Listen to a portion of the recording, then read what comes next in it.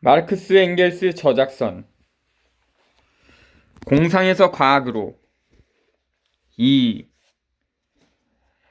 그런데 18세기의 프랑스 철학과 병행하여 또 그것에 뒤이어 해겔을 그 완성 단계로 하는 근대 독일 철학이 발전하였다. 이 근대 독일 철학의 가장 위대한 공적은 사유의 최고 형식으로서의 변증법을 부활시킨 것이었다. 고대 그리스 철학자들은 모두 타고난 변증법론자들이었다. 그 중에서 가장 박식한 학자였던 아리스토텔레스는 이미 변증법적 사유의 가장 본질적인 형식들을 연구하였다. 반대로 근세 철학은 그 중에 변증법의 탁월한 대표자들, 쌍가로, 예를 들면 데카르트와 스피노자, 이 있기는 하였으나 특히 영국 철학의 영향 하에 소위 형이상학적 사고방식으로 점차 빠져들어갔다.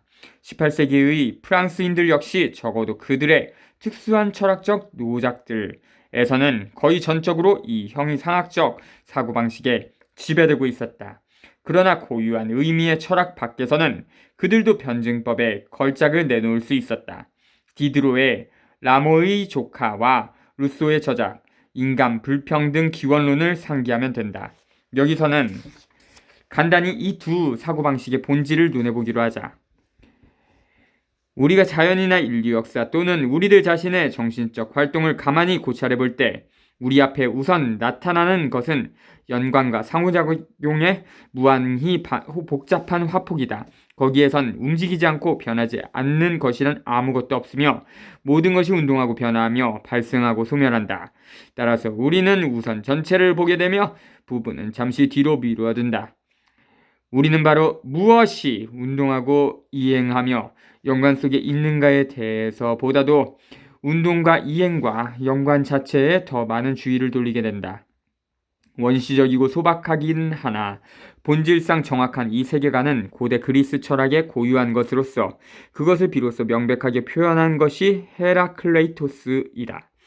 그는 모든 것은 존재하며 동시에 존재하지 않는데 그것은 모든 것이 유전하며 부단히 변화하고 부단한 발생과 소멸의 과정에 있기 때문이라고 하였다.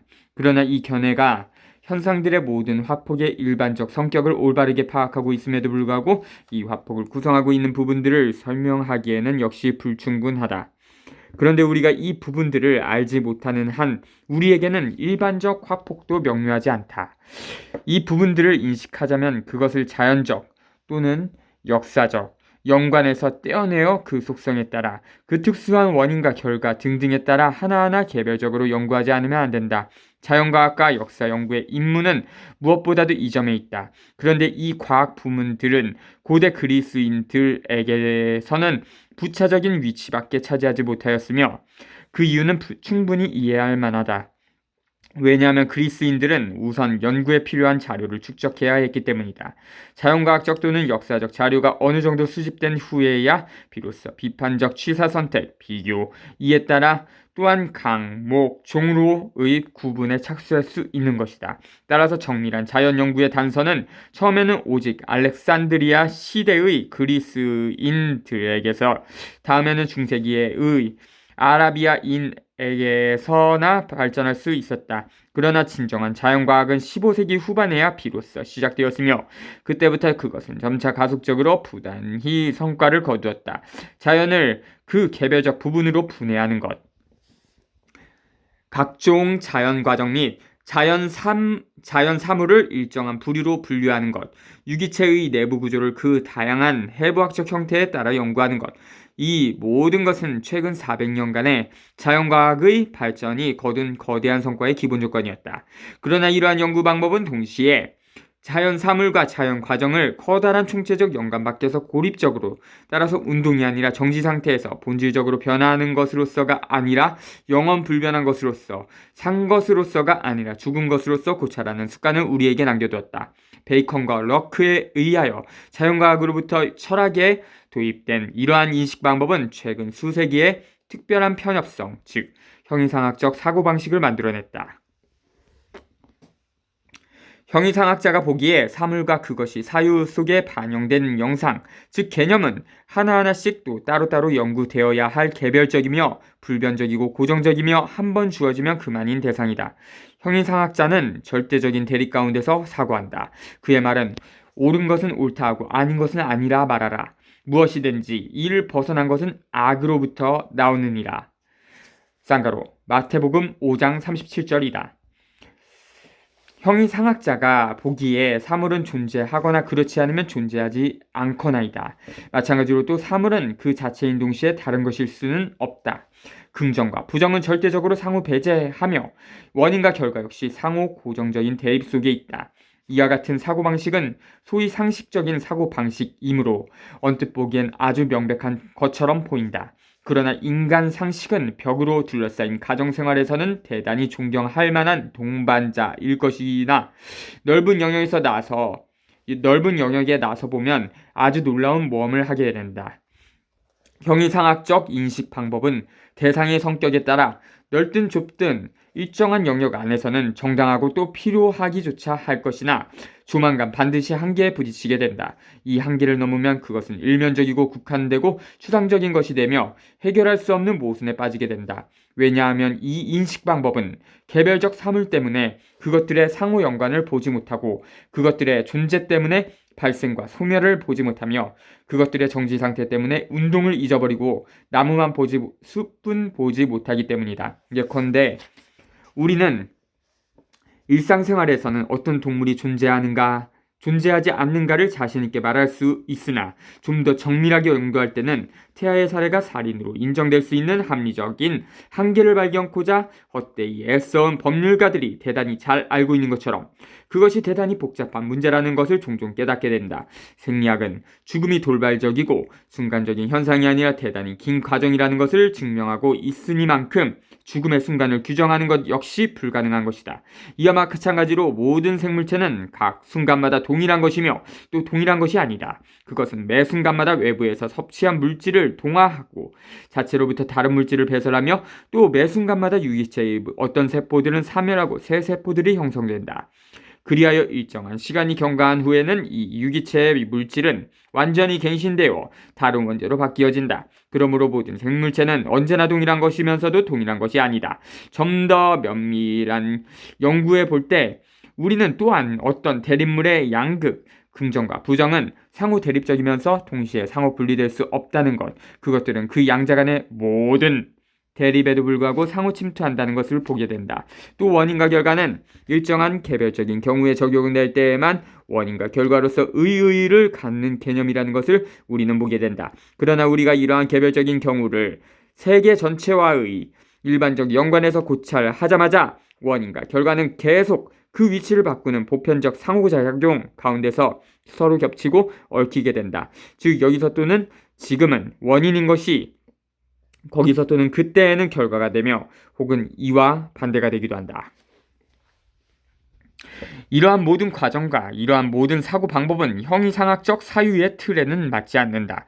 이와 반대로 사물과 그것의 개별적 반영을 주로 상호 연관해서 그 연쇄에서 그 운동에서 발생과 소멸에서 파악하는 것을 본질로 하는 변증법으로 보면 상술한 바와 같은 과정은 변증법 자체의 고유한 연구 방법을 확증하고 있을 따름이다. 자연은 변증법을 검증하는 시금석이다. 분명히 말해 두어야 할 점은 현대 자연과학은 이러한 검증을 위하여 극히 풍부하고 나날이 증가하는 재료를 제공하였으며 그리하여 자연계에서는 결국 모든 것이 형이상학적으로가 아니라 변증법칙으로 진행된다는 것. 자연계는 영원히 동일하고 항상 반복되는 순환 가운데서 움직이는 것이 아니라 현실적인 역사를 경과한다는 것을 증명하였다는 점이다.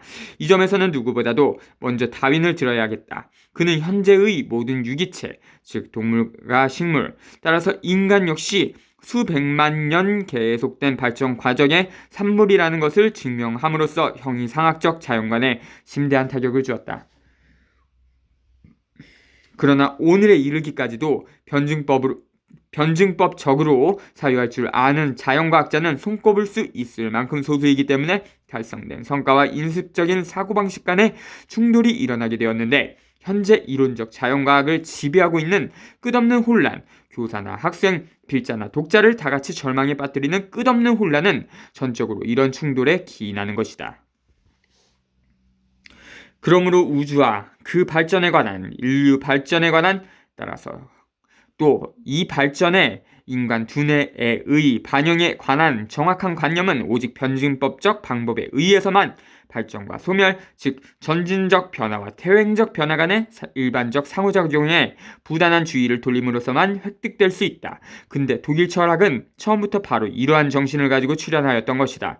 칸트는 뉴턴의 이른바 최초 충격이 한번 가해진 후에는 태양계를 하나의 역사적 과정으로, 즉 선회하는 성운에서 태양과 모든 유성들이 발생하는 과정으로 전화시킴으로써 자신의 과학적 활동을 개시하였다. 이때 그는 벌써 태양계의 발생이 장래의 필연적 멸망을 예상한다는 결론에 도달하였다. 그의 견해는 반세기 후에 라플라스에 의해 수학적으로 입증되었으며 또 반세기 후에는 장렬하는 가스덩어리가 밀도를 각각 달리하여 우주 공간에 존재한다는 것이 분광기에 의하여 증명되었다. 이 근대 독일 철학은 헤겔의 체계에서 완성되었다. 헤겔의 위대한 공적은 그가 처음으로 자연적, 역사적, 정신적 세계 전체를 하나의 과정으로, 즉 끊임없는 운동, 변화, 전화, 발전으로 보았으며 또 이 운동하는 발전의 내적 연관을 해명하려고 시도했다는 점에 있다. 이러한 견지에서 본다면 이제 인류의 역사가 오늘의 성숙된 철학적 이성의 심판 앞에서 그저 일률적으로 단죄되고 될수록 빨리 망각되어야 할 무의미한 폭력의 조잡한 혼돈으로 보이지는 않게 되었다. 반대로 인류 역사는 인류 자체의 발전 과정으로서 나타났다. 그리하여 이제 이 과정의 모든 미로 속에서 그 연속된 단계들을 추적하며 외견상의 모든 우연성 속에서 이 과정의 내적 합법칙성을 증명하는 것이 사유의 과제가 되었다. 우리는 헤겔의 체계가 스스로 내세운 이 과제를 해결하지 못하였다는 사실에 대해서는 크게 개념치 않아도 좋다고 본다. 이 체계의 역사적 공적은 그것이 이 과제를 제기한 점에 있다. 이런 과제를 개별적 인간이 해결할 수는 도저히 없는 것이다. 헤겔은 생시몬과 함께 당시 가장 해박한 사람이었으나 어쨌든 그는 첫째로 자기 자신의 지식에 불가피한 한계로 말미암아, 둘째로 범위와 심도에 있어 역시 국한되어 있는 그 시대의 지식과 견해로 말미암아 제약을 받고 있었다. 이 밖에 또 세 번째 사정이 있었다. 헤겔은 관념론자였다. 즉 그가 보기엔 우리 두뇌의 관념이 많든 적든 현실적 사물과 과정의 추상적인 반영이 아니라 오히려 사물과 그것의 발전이란 다만 이미 세계 발생 이전에 어딘가 존재하고 있던 이념이라는 것의 현실화된 반영에 불과한 것이었다. 그리하여 모든 것이 머리로, 쌍가로, 거꾸로 세워졌고 세계 현상의 현실적 연관이 헤겔에 의하여 아무리 정확하게 또 천재적으로 파악되었다 해도 역시 그의 체계의 세세한 부분에서는 상술한 이유 때문에 아전인수격이고 인공적이며 허구적인 것으로, 한마디로 말하면 왜곡된 것으로 될 수밖에 없는 점이 많이 있었다. 헤겔의 체계 그 자체는 하나의 거대한 유산이었으나 그 대신 그러한 체계로서는 최후의 것이기도 하였다. 즉 그것은 아직 구원할 수 없는 내적 모순으로 앓고 있었다. 왜냐하면 한편으로는 인류 역사를 하나의 발전 과정으로 보는 견해, 즉 소위 절대적 진리의 발견을 통해서 지적 완결에 도달하였다고 보지 않는 견해가 이 체계의 본질적인 전제로 되어 있었는데, 다른 한편으로는 그의 체계가 바로 이 절대적 진리의 완결이라고 자부하고 있기 때문이다. 자연과 역사에 관한 전체를 포괄하며 종국적으로 완결된 인식체계라는 것은 변증법적 사유의 기본 법칙과 모순된다. 변증법적 사유의 기본 법칙은 외부 세계 전체에 대한 체계적 인식이 세대가 바뀌어짐에 따라 거대한進歩를 할 수 있다는 것을 결코 배제하지 않을 뿐더러 오히려 그것을 전제로 하고 있기 때문이다. 현존하는 독일 관념론이 완전히 잘못된 것이었다는 사실을 알게 되자 사람들은 필연적으로 유물론에 도달하게 되었다. 그러나 물론 단순히 18세기의 형이상학적인, 따라서 전적으로 기계적인 유물론에 도달한 것은 아니었다는 점을 지적하여야 하겠다. 의체의 과거 역사를 소박한 혁명적 태도로 간단히 배척해 버리는 것과는 반대로 현대 유물론은 역사를 인류의 발전 과정으로 보고 이 과정의 운동 법칙의 발견을 자기 과업으로 삼는다. 18세기에 프랑스 사람들과 마찬가지로 아직 헤겔의 경우에도 자연이란 뉴턴이 가르친 영원한 천체들과 린네가 가르친 유기체의 불변하는 종들로 구성된 동일하고도 제한된 원 내에서 운동하는 항상 불변하는 하나의 총체라고 보는 자연관이 지배하고 있었다. 이러한 자연관과는 반대로 현대 유물론은 자연과학의 최신 성과를 개괄한다.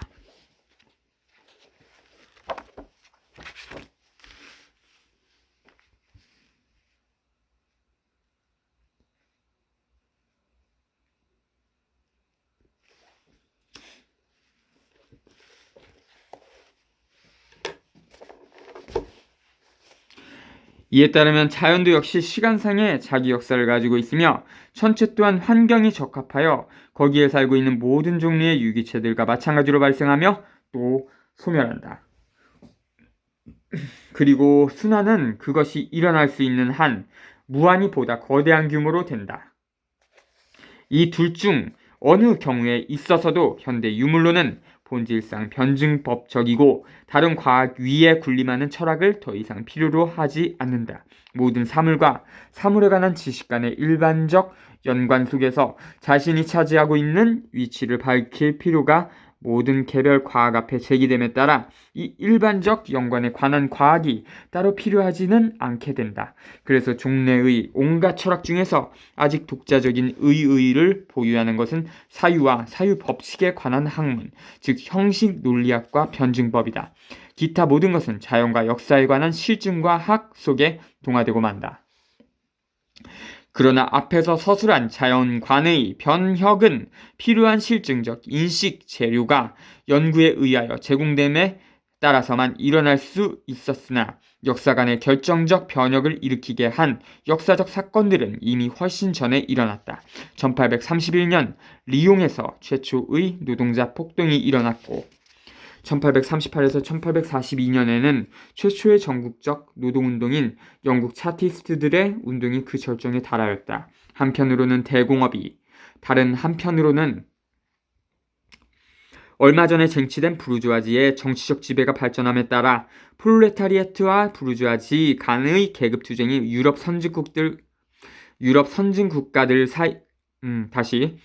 선진국가들에서 역사의 전면에 나타났다. 제반 사실들은 자변의 이해관계와 노동의 이해관계가 동일하다느니 자유경쟁의 결과 반드시 전반적 조화와 민중의 전반적 복지가 도래한다느니 하는 부르주아 경제학설의 모든 허구성을 더욱더 명료하게 폭로하였다.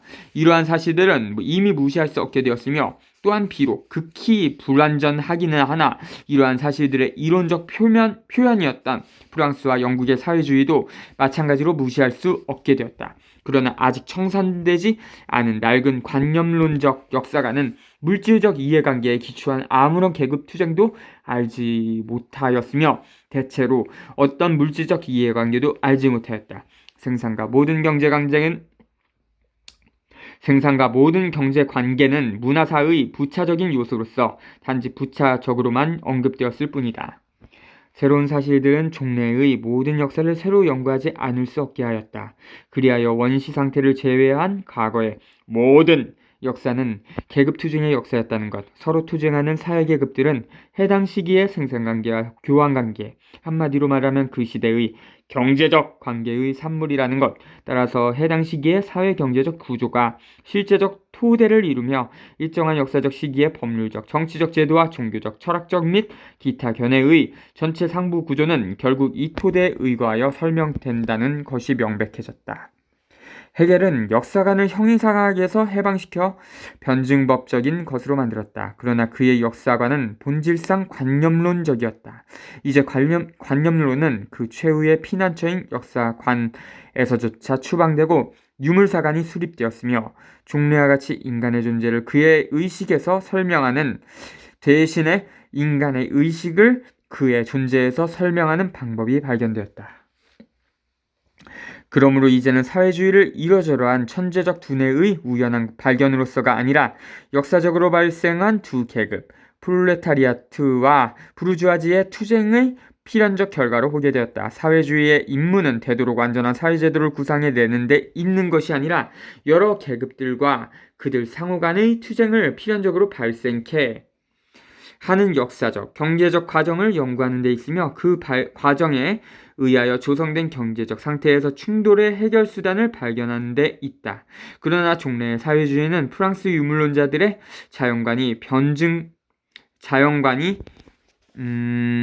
변증법이나 최신 자연과학과 양립할 수 없었던 것처럼 역시 이 유물사관과는 양립할 수 없었다. 종래의 사회주의는 비록 현존하는 자본주의적 생산 양식과 그 결과를 비판하기나 하였으나 그것을 설명할 수 없었고 따라서 그것을 끝장낼 수도 없었다. 그것은 다만 자본주의적 생산 양식을 나쁜 것이라고 비난할 수 있었을 뿐이다. 종래의 사회주의는 자본주의 하에서는 불가피한 노동자 계급의 착취에 대해 분격하면 할수록 이 착취가 어떤 것이며 또 그것이 어떻게 발생하는가를 명확하게 이해할 수 없었다. 그러나 과제는 한편으로는 자본주의적 생산 양식의 발생이 그 역사적 연관에 있어서 불가피하며 따라서 일정한 역사적 시기에는 필연적이라는 것, 따라서 그 몰락도 불가피하다는 것을 설명하는 데 있었으며 다른 한편으로는 지금까지 아직 밝혀지지 않은 이 생산 양식의 내적 성격을 폭로하는 데 있었다. 이것은 잉여가치의 발견에 의하여 수행되었다. 대가가 지불되지 않는 노동의 점유가 자본주의적 생산 양식과 이 생산 양식에 의하여 실현되는 노동자 착취의 기본 형태라는 것.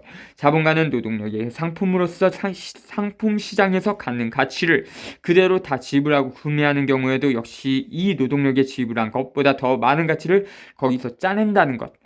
그리고 이 잉여가치가 결국은 유상 계급에 의한 축적을 통하여 부단히 증가하는 그 자본량의 원천이 되는 가치액이라는 것이 증명되었다. 그리하여 자본주의적 생산은 어떻게 수행되며 또 자본은 어떻게 생산되는가가 설명되었다. 이 두 가지의 위대한 발견, 유물사관과 잉여가치에 의한 자본주의적 생산의 비밀의 폭로은 마르크스의 공적에 속한다. 이 발견에 의하여 사회주의는 하나의 과학이 되었다. 이제는 무엇보다도 이 과학을 모든 세세한 부분에 걸쳐서 또 그 모든 상호 연관 속에서 앞으로 더욱 완성시켜 나아가는 것이 문제이다.